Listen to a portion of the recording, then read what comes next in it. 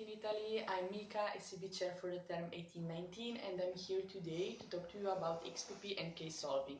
I would like you to give you some tips about them.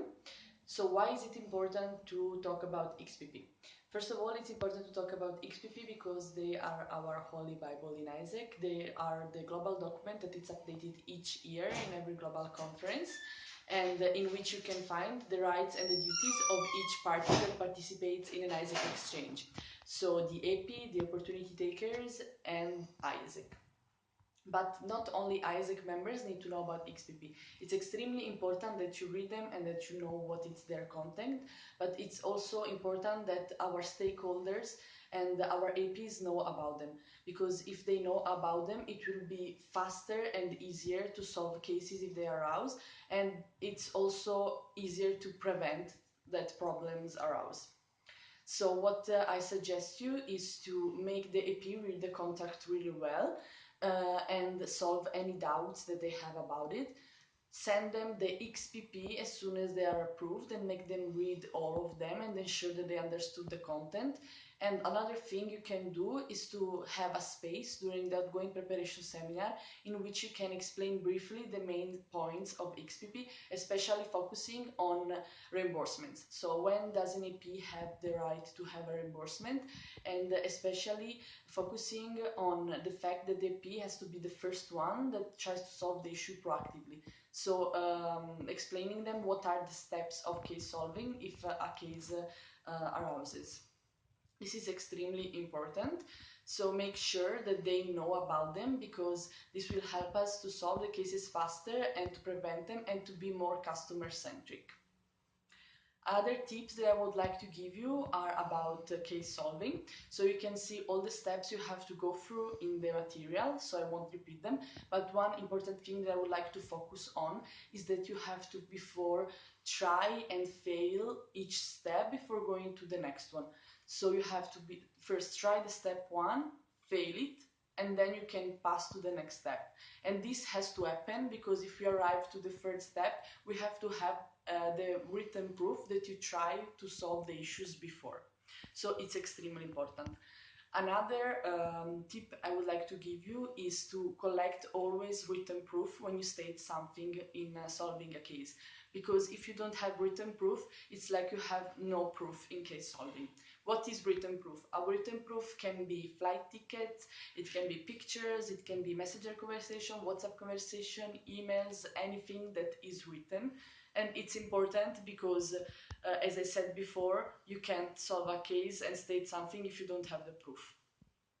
Another tip I would like to give you is to try to solve the cases immediately and try to solve them in the first 2 steps.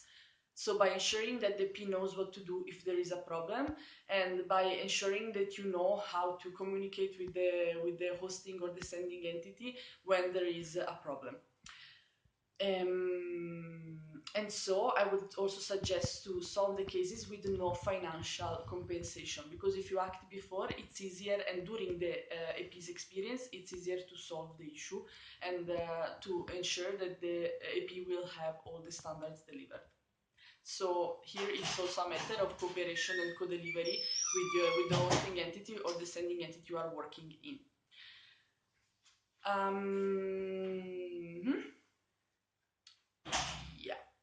Another thing connected to the no financial compensation is there is a thing you can do if a project is cancelled or if the project is not matching for at least 50% the JD of the opportunity the P is approved for.